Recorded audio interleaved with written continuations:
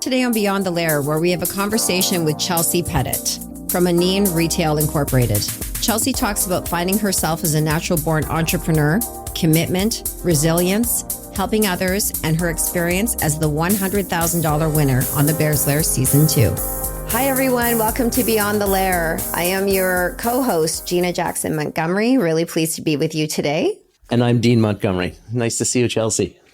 We are so excited today to sit with Chelsee Pettit. She is an amazing individual, and we're going to talk about how we know each other. But I'll give a little bit of background and bio for our audience as to who you are. So Chelsee Pettit is an Anishinaabe member from Aamjiwnaang First Nation and creator of Aaniin Retail Incorporated, a 100% Indigenous-owned department store. Launched as a streetwear brand in 2021, only 3 years ago, Aanin is on a mission to reclaim the Indigenous economy through fashion and commerce while working as a hub to create opportunities for emerging Indigenous entrepreneurs. Welcome to our programming, Chelsee. Thank you very much for having me. It's so nice to have you. Can you maybe tell our audience, number one, you were on the Bears Lair, and we're going to talk about that. But what inspired you to go into entrepreneurism, and maybe give a little bit of background on yourself?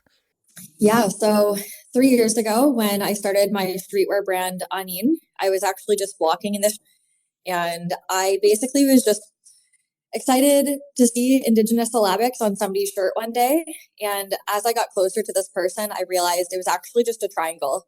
But in that moment, I'll never forget how I felt just seeing Indigenous languages on somebody's apparel garment for the first time in downtown Toronto. I just thought that it was a moment that I just appreciated so much as an Indigenous person, an urban native living in the city. And, you know, I was like, wow, somebody thinks our language is so cool that they put it on a shirt. And when I got closer and I realized it wasn't what I thought it was, I was like, why hasn't this been done? Like, this needs to happen. I need to do this. And right away, I kind of had this, like, I always say, like, it's like That's So Raven, where you just stop and you're like, start to zone out. But I really did see, like, the whole, like, layout of the business model. I wanted to be in malls across Canada. I wanted to have other Indigenous entrepreneurs with me. I wanted to have Indigenous workers. And I just saw my brand being like the next like Indigenous Nike kind of thing. I love that story. So what encouraged you after that to start your brand? And I know that you have a really great success story of starting your business not long after. And I believe it was kind of the end of the pandemic as well. So maybe explain that a little bit because it's so interesting.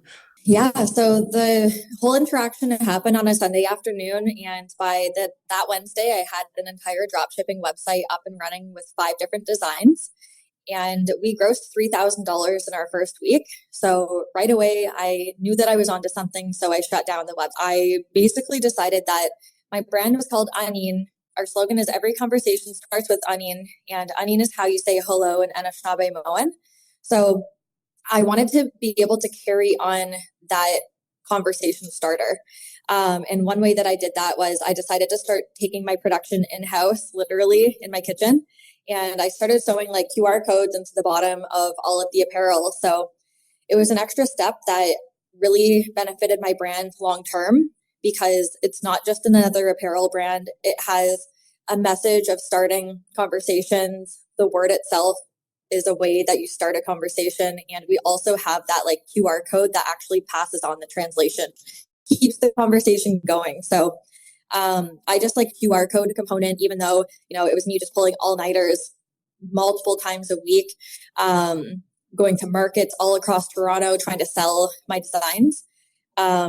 Shortly after that, I basically grossed $15,000 from, I think it was like end of October. I did my very first market in Toronto until Christmas Eve. I was at markets and, you know, I had to work Monday to Friday, 9 to 5. I was sewing garments all night. And then I would go out on weekends and go sell at markets. And I did that every single weekend until Christmas after that last week of October. And after that, I was like, obviously pretty burnt out. My profit margins weren't really factoring in my time. They still don't.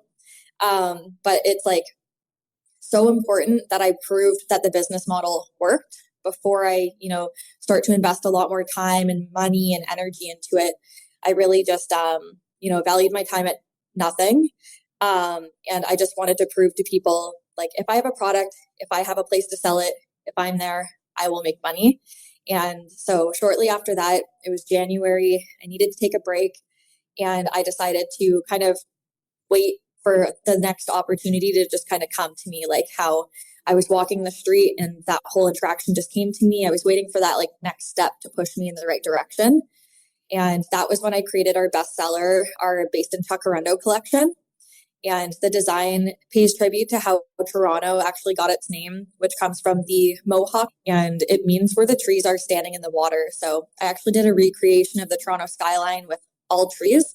And then the water reflection actually has the cityscape of the city of Toronto in it. So when I came out with that design, we grossed $15,000 in 1 month. So I didn't have to go around to any markets.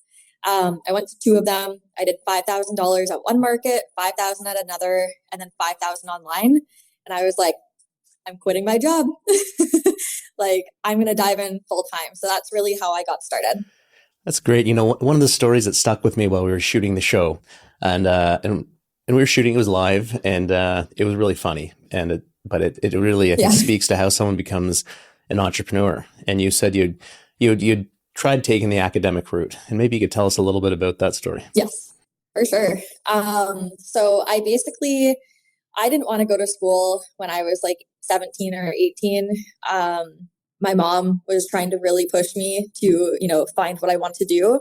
And I just didn't want to go to school. Like, I wasn't good at school. I almost failed high school. I actually graduated because my religion teacher gave me a 50% because I was like health issues. So he was like, you know what? I just want Chelsee to graduate. So let's just give her a 50 and she can graduate. So I was hanging on by like a thread. And then I took a year off to just start working. So I started working at Lens Crafters when I was 18. I took a year off. I was going to do 12X, but then I just decided the first day of school that I was not going to do that. So I dropped out and just started working full time. I was working at Lens Crafters full time. And then I was also working at Sears in the menswear department. So an 18-year-old just working 2 jobs, 60 hours a work week. I was like, this is the best life ever. Like, I'm making money. I'm living at home. I'm really good at sales. I didn't expect to be good at sales just because I was so hard on myself with school and I didn't really have like a good experience with school, expectations for myself when I started working. I was just working like 2 minimum wage jobs, but right away I started making a lot of commission and I started realizing like, oh, I'm really good at making more money. Like, this is a really cool trait, I guess. And, I started working with they were all these like older women working at Lens Crafters. Like, some of them had kids that I went to school with that were older than I was. And, I was just like looking at my numbers all the time and I would go up to them and be like, hey, did you ever think about selling sunglasses like this? And then they're like, go away, Chelsee. Like, you're not telling me what to do. And I just kind of like kept giving them ideas. And then eventually they started to listen to me. And then they were like, hey, Chelsee, like that sunglass thing, it worked. Like, thanks so much. Like, I made like good commission this week. And so I just kind of like started to really flourish when I got out of school and into the workforce.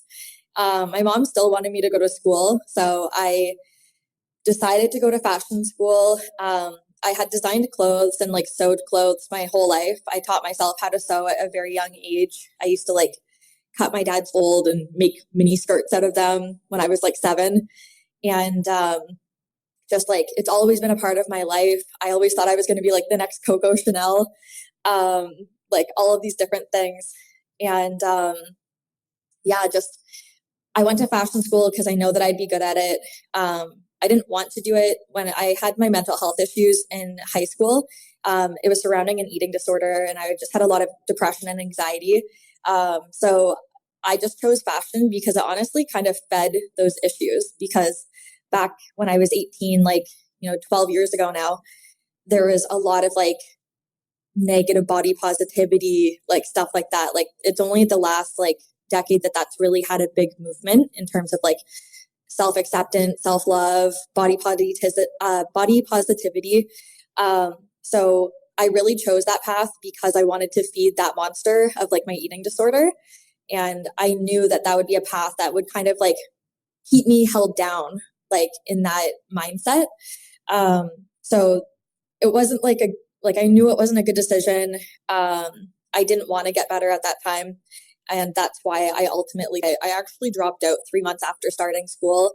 I went to a private fashion academy in Ottawa called the Richard Robinson Academy. I was there for about 3 months before I dropped out. I had no money. I had to pay $300 like a week in school supplies. My line of credit was completely maxed out. My parents made like a little bit too much money to not get OSAP for me. And because it's a private institute, my band didn't fund it. So I basically, like, my parents thought they were like doing the right thing by like sending their kid off to school, but they didn't really know about all of these other financial obstacles. They just thought it was normal for like, go get a line of credit, go to school, this and that. But obviously now, like looking back, we should have done it very differently. So I basically had like $10,000 of debt right off the bat. I dropped out after 3 months, started going into repayments immediately. And fast forward a few years later, like about a year and a half, when I was 21, I actually had $70,000 of debt because I dropped out of 3 college programs, including the first fashion design program. I had a expensive car because I moved back in. I can afford $500 a month payment. Sounds good. I don't pay rent. And I quickly realized I can't live with my parents anymore. I need to get out of there. So I moved to London, Ontario. But during that whole time, I was still working at Lens Crafters. So that was kind of really my saving grace, was just, like maintaining that like workflow the whole time. I was a very hard worker. And that's kind of why I dropped out of school too, was like, I would have opportunities to go to work. If somebody called in sick, they'd call me because like I was very on it and like reliable. And when people would call in sick, I'd be at school. And when I first started school, I would be like, no, sorry, like I'm at school. I can't do that. And it got to be so bad where I needed money, where I was just like, they'd call me up. Hey, do you want to come in? And I'd be like, yeah, I'll be there in 5 minutes. And I just missed too much class and ended up dropping out. So where's the overlap that you have where you said, look, I'm leaving Lens Crafters. I'm gonna become an entrepreneur and start my own business. So I actually worked at Lens Crafters from when I was like 18 to 22. I got my first store manager job working at a Canadian-owned company called Bon Look. And I was a store manager there for about a year. And in that year, I actually increased their store revenue by 46% in less than 6 months. So I utilized that to get different jobs and just other promotions. So I actually had so many different jobs like in the last 10 years. Before I became an entrepreneur, like I was running a laser eye clinic. I had 26 staff members. I was doing schedules for doctors, doing legal issues, booking people's flights and travel, because surgeons, like, they don't work at one spot. They like have to travel to all the different clinics. So I had like a lot of responsibility at like a young age. Like when I was a LASIK, at like LASIK MD, I was a center director, and it was like a very high stress job. Like it was just not what I was expecting at all. But I just figured the most common theme that I see my path forward is in the optical industry. And that was also one of the programs that I dropped out of. So I had, 6 years of optical experience. Okay, I'm really knowledgeable about glasses, eyes, anatomy of the eyes, everything like that. So that was like kind of like my first level up job, where I was making like $60,000 a year. And it was like, I was able to pay off my debt within like 4 years. So I was debt free by the time I was 25. And my most recent job before I became an entrepreneur was actually digital marketing sales. So during the pandemic, malls all closed. I ended up going back to Bon Look after LASIK MD. I jumped around like a lot, and it was mostly to just cash in the money. So every chance that I saw an opportunity to get paid higher, I would take it. Whereas like my mom behind the scenes was constantly like, you shouldn't do that. Like, they're not going to think that you're loyal. And I'm like, I don't care if they think I'm loyal. I just like need this experience, and like, I'm really good at my job. So I should get paid like what I think I should get paid. And I just really stuck to my guns and was able to make that happen. So, basically I moved to Toronto in December 2020. It was during the second lockdown. So all of the malls were closed. I couldn't work at Bon Look and job in something else. And I've always had an interest in digital marketing. I started my own like little marketing business where I was just helping businesses for free. When I was working my full-time salary job, I just had so much time, and like, I didn't even care if I was getting paid. I was like comfortable getting what I was getting. And I just wanted to help small businesses just kind of like improve their social media, their website, their logos. And I learned a lot when I was doing that as well. So that to me was like kind of paying for school without actually getting paid to go to school, and like also doing something for somebody else at the same time. So I just realized like you can really teach yourself skills without actually needing to go sit in a classroom all day. So yeah. I think this is a really great example and some advice for youth out there. We do a lot of kids camps. We're actually going to Aamjiwnaang in November. And we teach kids 11 to 18 years old about entrepreneurism. We also teach adults about entrepreneurism, 18 to 40.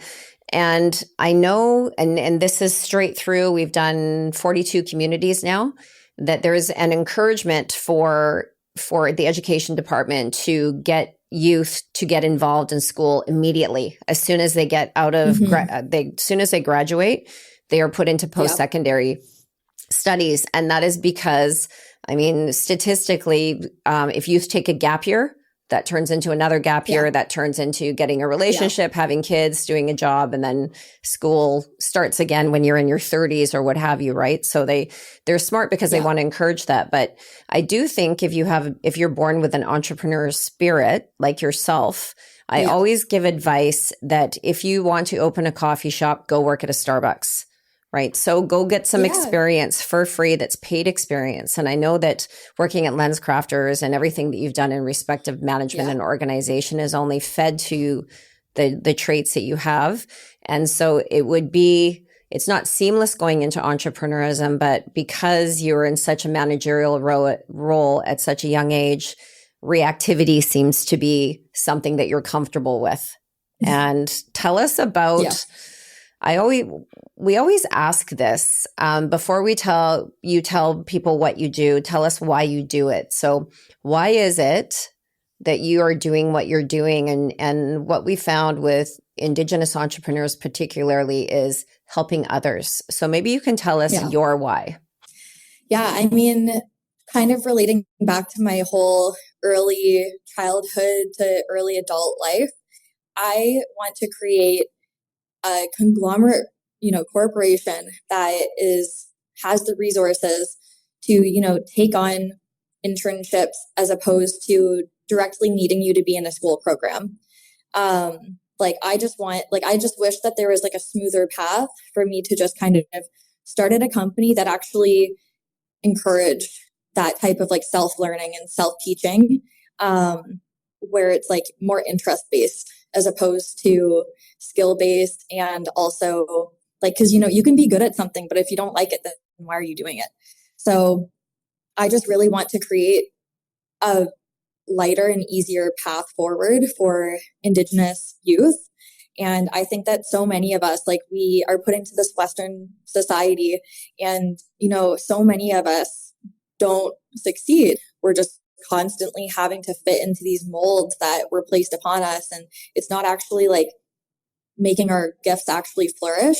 So I think that there's like needed to have like an Indigenous conglomerate that has resources, that is for profit, that is able to, make a bigger impact than like that we could just do by like just donating our money to charity, or if we just keep working with like nonprofits. Like there needs to be I just see it being such like a positive thing, because if I didn't work for LensCrafters, which had all of the resources in the world, I would have never received commission, and I would have never seen my own potential of, leveling up myself and not having to like rely on, a grade or like a diploma or something like that. And like, then I went to Bon Look, where it was a startup, and they had 7 stores when I first started, and they launched to 35 stores within the 3 years that I was working at.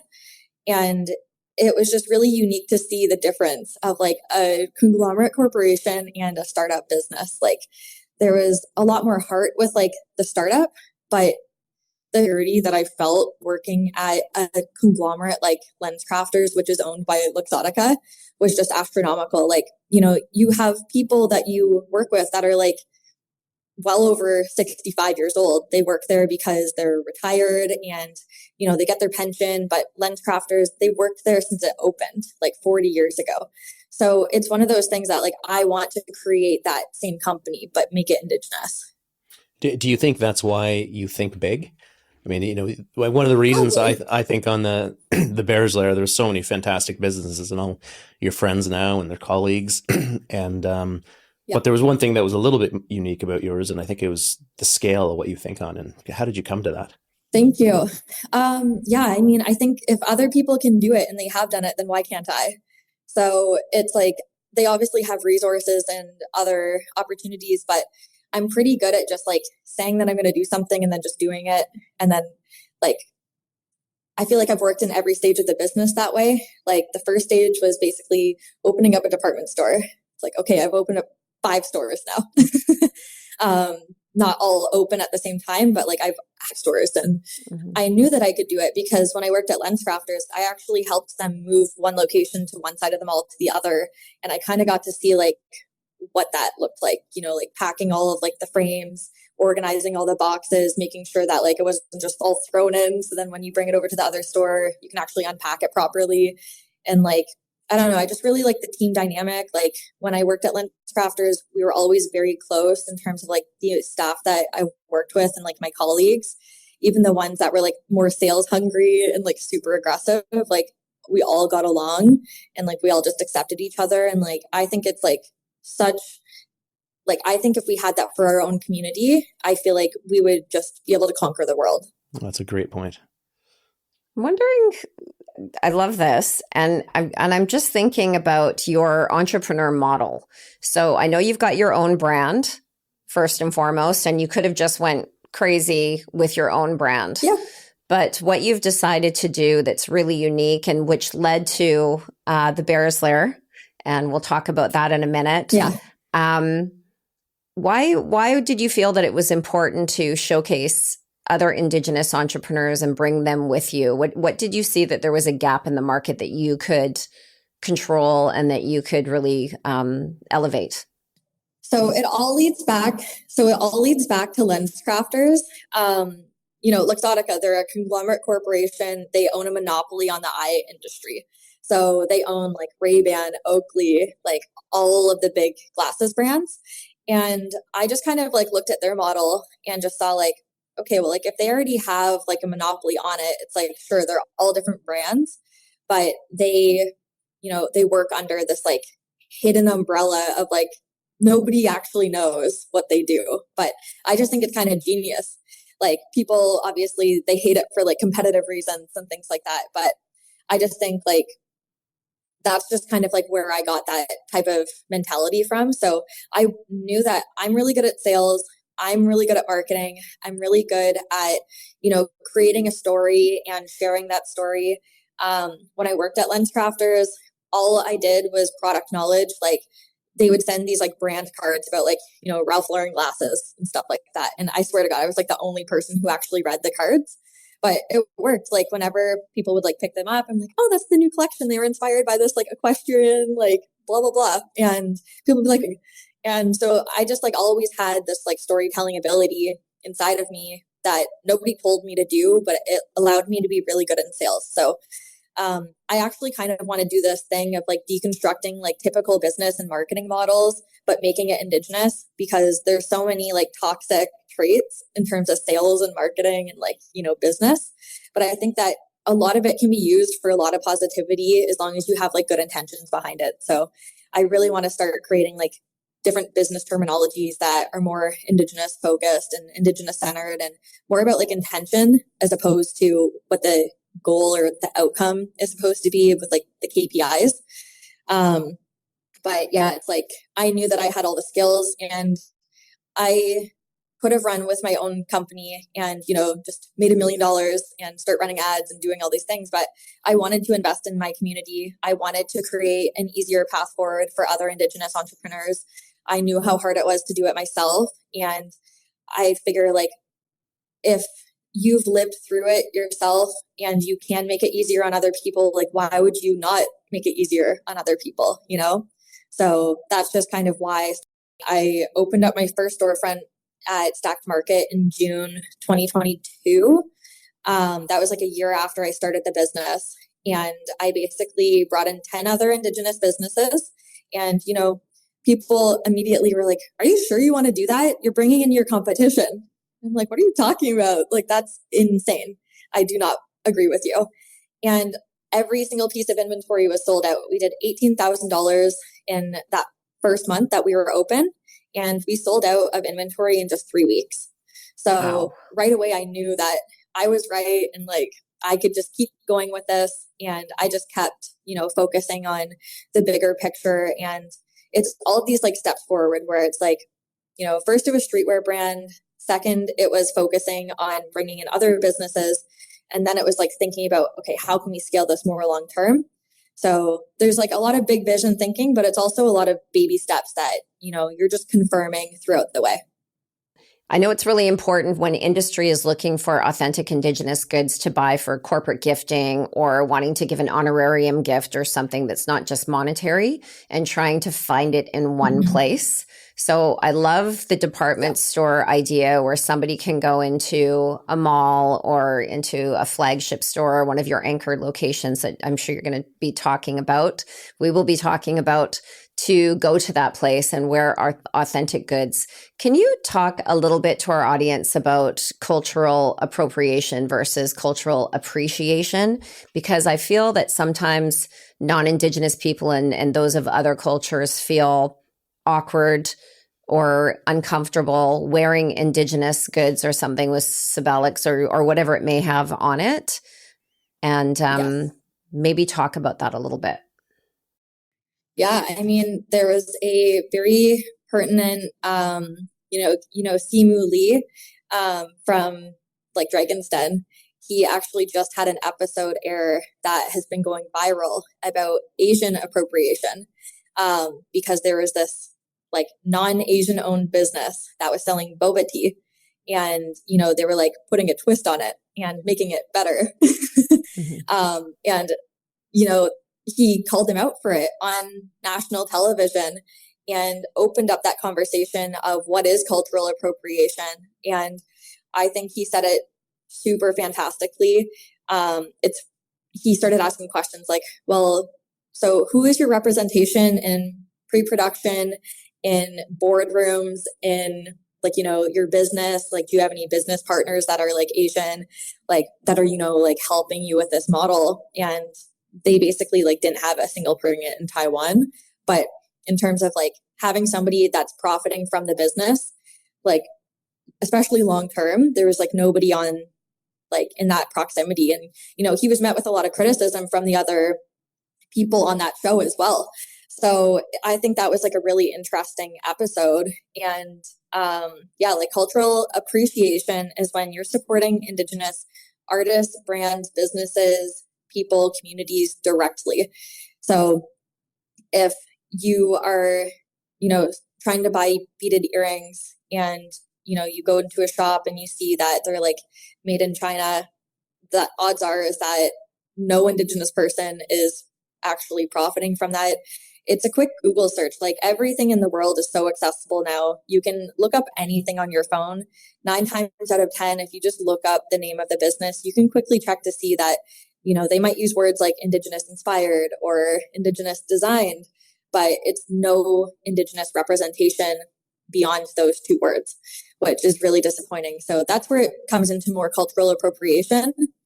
And, there's collaborations where they are Indigenous designed with Indigenous partners or with these bigger companies that have been done right, but then they've also been done really wrong as well. So I think it's just, we're never going to have like a solid, like yes or no answer. And, there's a lot of learning on everybody's part, like Indigenous people working with these bigger brands or corporations versus these corporations working with these Indigenous designers or artists or businesses.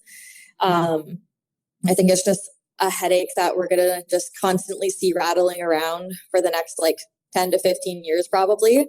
But, hopefully with more and more businesses actually coming up that are Indigenous owned, then, we're going to have a lot more like claim than these big corporations. Because if somebody is at the same level of these other corporations, then people are going to start questioning, well, like, why are you doing this if this person's already doing it, kind of thing, where it's like, there's a really nice quote. I put it on my website because I like it so much. And it's like, inclusion without leadership or power is tokenism.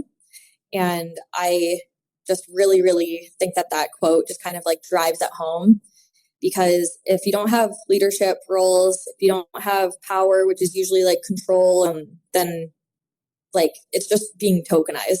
And those are also like, there's like several different pillars and categories to all of this now, I guess. And it's all very new, right? Like it's very new that Indigenous people are allowed to even own businesses and, start businesses within like the last, half a century. And we're only going to see more and more of these like obstacles and hurdles kind of come up in like the next few years. So my thing that I kind of foresee in the future, because, I just think constantly like 10 miles ahead, is what is going to happen to Indigenous businesses when, we finally make it. Like, what does that exit look like for these companies? And a lot of the times it's unfortunate that you're selling it like to those brands that are like Luxottica and stuff like that. And it's like, that's what I want to avoid. I want to be the option that people are trying to sell their business to. And, I have like financial structures in place that I think that I'll be allowed, like I'll be able to kind of like have it to be a profitable invested business model on my side. But, I want to be that, I've worked on it for 10 years. I'm ready to sell it to an Indigenous conglomerate and, we'll keep it in community. Yeah, which brings us to a great point, which is, so where are you now? What is your business doing, and where do you want to get to? What are your KPIs? What are your goals? Yeah, so we've done $1 million in revenue since starting the business in June 2021, which is crazy because just last year on Bears Lair in September, I'd only done like $550,000. So, last year we had like a $480,000 year. I still haven't invested money in ads. I still haven't just still bootstrapping and still currently bootstrapping as well. And it's only going to get better. But at the same time, I've spent so much money trying to just do things quickly because I don't have the luxury of taking time to make decisions or even working with people for, their like preferred rates and things like that. So I'm basically like 2 years behind on my taxes because I have it's all about priorities. I'm very good at decision making, and I knew I was making these decisions all this time. And, that was the past 3 years of trying to hit $1 million. I haven't done my taxes. I am still struggling with cash flow. I'm still struggling with getting a business line of credit. Last year at Christmas, I actually opened up a pop-up and I had, a Moneris terminal credit check have to come out, Wi-Fi credit check. I had to get a new phone because one of mine was stolen a month before. All of those 3 things were credit hits on my credit profile. And, I was $70,000 in debt when I was 20, paid it all off. And I was been super, super proud that I've been able to rebuild my credit score from like a 200 to a 720. And it's just constant, it's personally attached to my name in Canada. You can't really get away from that, unfortunately. And, there's just so much risk and liability when, if my next goal is to make $1 million in a year, that means I need like a few $100,000 just to keep that going. And that's money that I'm going to have to take on as debt equity myself, because I do want to keep the company 100% Indigenous owned. And I see ways to keep it like community owned in the future. But, these are things that like a lot of people like, there's money out there, just go, just do this, just do that. And then you realize like, oh, the next step is like, you have to sign like a $200,000 line of credit. And if you don't pay that back, if your business defaults, then you have to pay that off until it's paid off.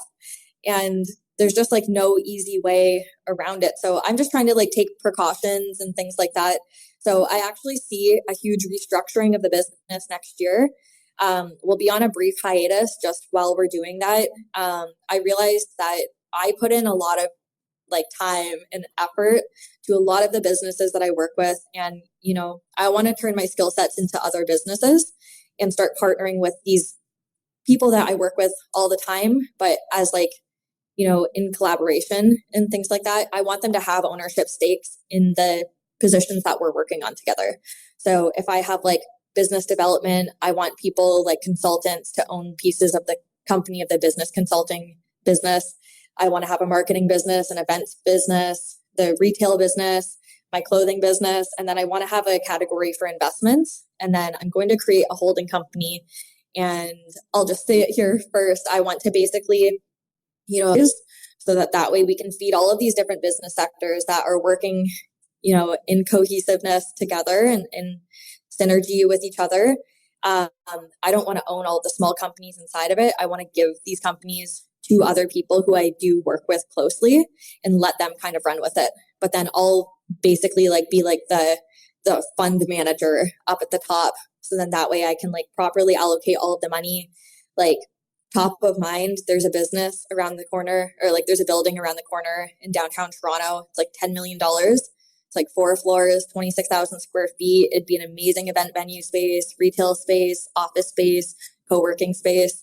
I just want to buy that and, use it with all of the businesses that are inside of the space. And that's kind of like what I want to focus on next year. And I can't really do that if I'm like, just trying to sell t-shirts.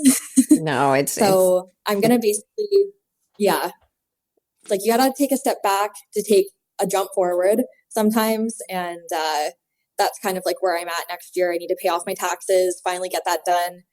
And, just reevaluate our whole situation. Yeah, there's too many times where we as business owners and entrepreneurs spend all of our time working in our business and not on our business. And it's a very mature thing to do at 30 years old to be able to take that step back and realize, because obviously you've got a great vision ahead of you. Let's talk about we have about 10 minutes left. Let's talk about the Bears Lair and about your experience with the Bears Lair, how you heard about it, what your experience was on the show, and spoiler alert for everybody that's listening, because you were the $100,000 winner. And talk about your journey, because as a judge and as a coach, we watched you grow from a very nervous first audition. And there's many reasons why. And I know you've been really vulnerable and transparent and honest with our audience here, and talk about what you were going through when you came, and as an entrepreneur, we put all poker chips in. We all put all poker chips in at all times, and tell us a little bit about your experience. Yeah. I mean, I'll start with the end first, because I really just want to say it. And if we don't have enough time, I don't want to rush through this part.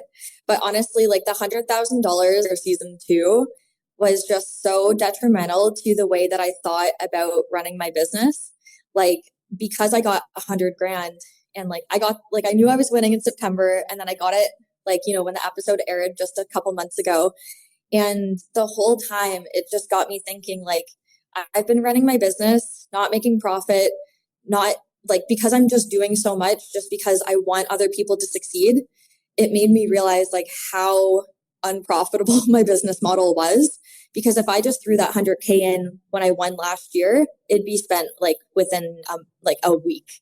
And it really got me thinking about, okay, how can I make this $100,000, last me as long as possible, make it a better investment? And it got me thinking, when I was on the show, I was pitching for a wholesale model, which as soon as I won, I immediately switched to, even though I didn't get the money right away. I just dived in because I'm like, okay, I know it's coming. It's a safety net. And it just allowed me to make like riskier decisions with the other businesses, but it also allowed me to build better relationships with the other businesses too.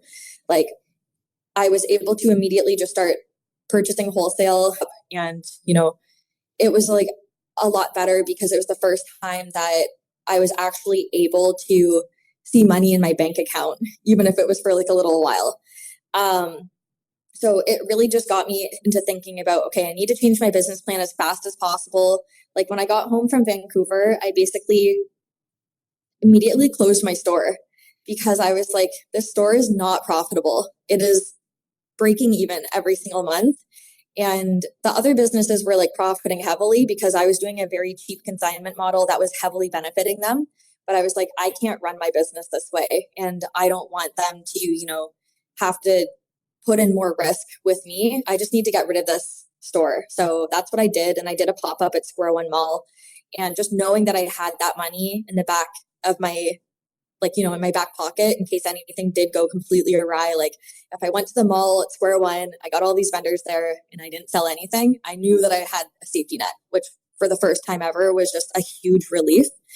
And we did like $85,000 in just 1 month, but I was the only employee still. So I worked there for 40 days all alone, commute for the first week of like working at the store. I was commuting for 4 hours a day and then working 10 hours like at the mall. And I got burnt out very, very quickly. So I had to make some adjustments with that. And basically, that was happening. But just knowing that I was like able to make like $85,000 alone at Christmas during the holidays, I was able to pay off all of my debt that I owed to other vendors and also just owed to, other expenses and things that were just like kind of pending and everything. So like, thank you for allowing me to like make that risk right away. Like that was just like a huge help and it just completely changed my mentality. But yeah, I'll talk about like going to Bears Lair. I actually met you guys at Collision Conference earlier that spring, or in that June. And I, for some reason, felt like my business couldn't apply to it. There was like something about like, I think it was saying that you could win $100,000, but I thought that you couldn't have made $100,000 in a year for some reason. So I was like, damn. So I asked you, you're like, no, apply. So I did. And, I had so many people asking me like, did that show get back to you? This and that. And like, so I think I got the call like beginning of September. I remember like, I just started crying. It was so crazy. Like, I was just like, oh my gosh, like I got in, like, this is so insane. Like, okay, I'm going to Vancouver. How am I going to do this? And at that time I still had my store. We were getting ready for Orange Shirt Day. I was hosting a Truth and Reconciliation Day event at Sack Market, but then we were also hosting our first Indigenous Business Development Day with Shopify at the Shopify headquarters. So, I had to leave September 11th. And then as soon as I came back from filming, I think it was like the 26th. And then I had Truth and Reconciliation Day on the 30th, and then our Indigenous Business Development Day on October 2nd. So, all of these things were just back to back to back. And I was just like freaking out because I was like, wait, now I have to like write a pitch. And I've never done that before. And I just like called, I think it was Colton. And I was like, I can't come. I was like, I can't go. I'm too busy. I don't want to waste anyone's time. I'd rather somebody else be able to take my spot. And I almost didn't go. And Colton was just like, no, like it'll be okay, this and that. And I was like, okay, fine. I'll just make it work. It's all good. And then we had our onboarding call, and, I just got like super cold feet, and they told us like we weren't allowed to use like teleprompters and things like that. So I just got so in my head because I'm not good at school. I'm not good at memorizing anything. I was the worst at doing public speaking talks.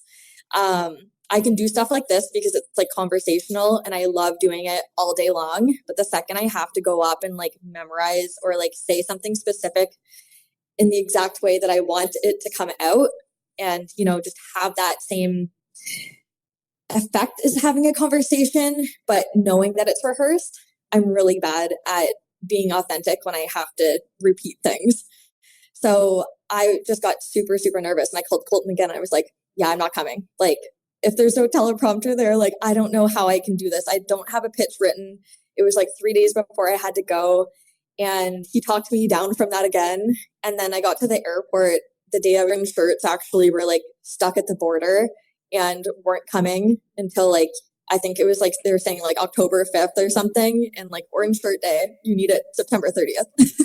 Yeah. So we just started with like a new 3PL at that time. So a 3PL is a third party logistics operator. So they basically allow me to run my business like I'm Amazon. They have all of my products. They have all of like my SKUs, all of our vendor SKUs, all at a fulfillment center in Scarborough. And they were waiting for these orange shirts to get sent out. So at the airport, I'm like calling UPS, calling every single thing that I could possibly think of to try to get it rushed. And I, again, was just like, I can't go. Like, I can't get on the plane. I need to just go home. Like, this is insane. I haven't written my pitch yet. I had 5 new interns working at the store. So I just left them there. Like, they started and I immediately went to Vancouver. And I couldn't tell them why either. So I had like, just like, you know, the craziest, most chaotic time before I needed to go and film. So I was obviously like very stressed out. I was very sleep deprived. And then I've never been to Vancouver, but when I go to, apparently. So I also just didn't sleep at all. Like the whole time I was in Vancouver, I would sleep for like maybe 1 to 3 hours a night. And I just kept waking up. It was like so miserable. But even the day before my first pitch, I got a horrible migraine and I was like so sick to my stomach. And then I called Colton again and I was just like, can you like switch my episode with somebody else's? Like, I cannot come in tomorrow. I am like, I am like dying. And he's like, no, everything is like set in stone. Like, we can't make any modifications. I'm like, okay, sounds good. So I went and, you know, even like the first episode, I was just like, try to go to bed, I think at like 9 o'clock, like just constantly listening to this like recording of like myself talking the pitch over and over. I just listened to it all day, all night. I was just practicing every single chance that I could. I was just listening to myself talk. And like I'd put my headphones on at night, turn on the thing, and all of a sudden 4 hours would go by and I'm still awake. And then I would wake up, rewrite some of the pitch, and then have to try to relearn that. But yeah, the first day of the pitch, I woke up at like, I think 3, went downstairs, and I was like waiting for the bus to come and get me at like 4 a.m. It was just like so mad, like just madness. Like I was putting a lot of pressure on myself, and like I just kept thinking like, okay, the business is like not in a good place right now. Like I'm trying so hard. I'm doing all of the things that I possibly can. And, you know, like I need to win this, like I need to. So it was just kind of was like this overwhelming sense, like there was no turning back. I needed this to be mine. And like, yeah, it was just so, so crazy. But when I said I was shocked in the first episode after winning, I genuinely was. I was like, there's no way. I'm like, I was crying in that episode.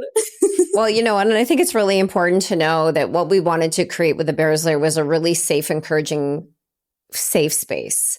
And where the judges were just like, it's okay, take a breath. Like nobody is experienced at this, including the judges that are there watching you. And it really was seeing the potential opposed to a polished, perfect, rehearsed opportunity. And it was a combination of your business, and it was a combination of your passion, and you can take as many takes as you want. And for our viewers and our listeners, those are 16-hour days. What you see in a 22-minute episode is 16 hours worth of filming. So we take the best parts of what we possibly can. And I know from your first audition to your second audition, which was incredible for the semifinals. Let's talk about that last the last episode where how did you feel?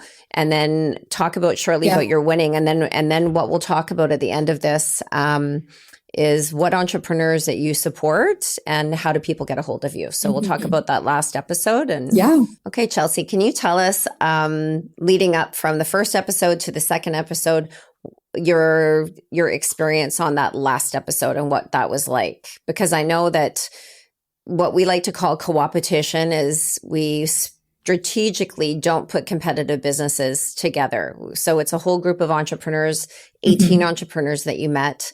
And what was that experience of, number one, meeting them, and number two, that last episode? Yeah, I mean, I knew so many of the businesses that were there, so it was just nice to see friendly faces. But yeah, basically the last episode, I felt so much more confident going into it. And I think just because like I understood the process of the show, when you see like reality TV, it's like always zooming in on like ugly faces, like making like sob crying faces and stuff like that.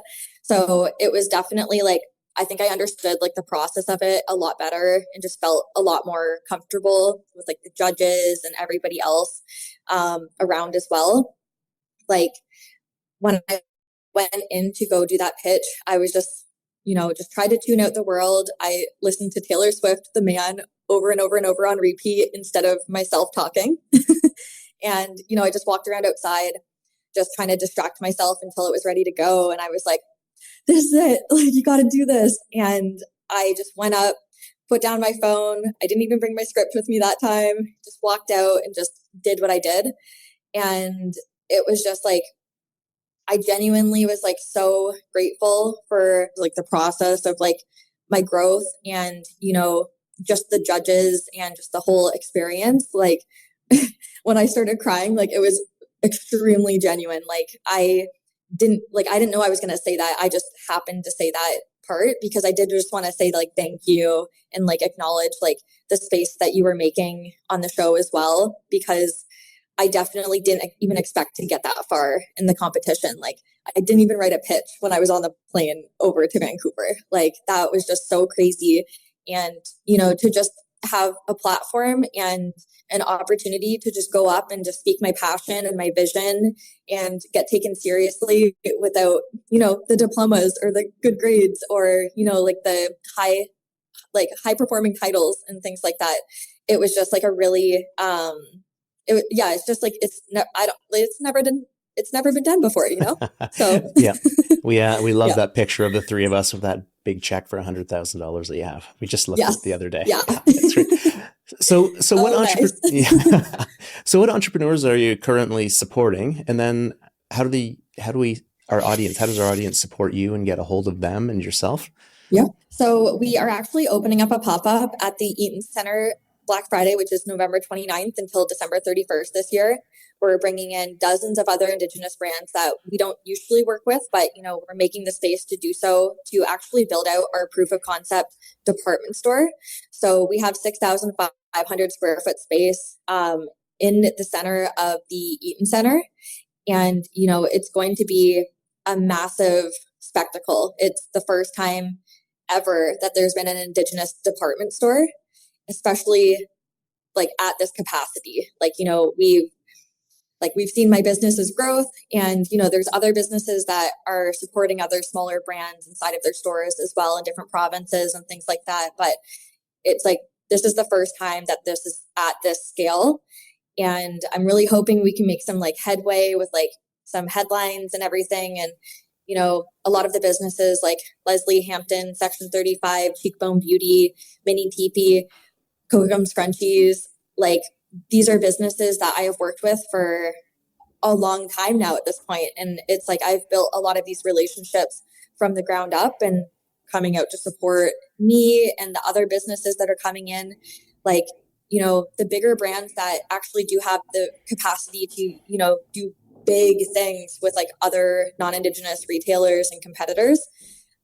They always make space to continue working with us because they know that their namesake also brings a lot of value to the smaller brands that are, more upcoming, and they bring a lot of credibility to all of us in the same room. So, yeah. I love that. You can find us on, find us on Instagram and TikTok at aanin.hello, AANIIN.hello. And you can shop all of the Indigenous brands, including my own housewear brand of apparel, at www.aanin.shop. Amazing. What a great conversation. We could talk all day because you're just so interesting, and and congratulations on being 30 now and having such great vision for everything that you're doing, and providing other entrepreneurs a space to elevate and promote their programming as well, and their services and their products. So thank you so much. It is a pleasure to have the winner of season 2 Bears Lair, Chelsee Pettit, on our show today. So thank you. All the best of luck with your pop-up. I know we're going to be talking about that, and much love to you. Thanks so much. Thanks, Chelsee. Thanks for making space. Thanks for listening to Beyond the Lair. Please follow us, download this episode, and follow us on social media on Instagram, Facebook, LinkedIn, and TikTok.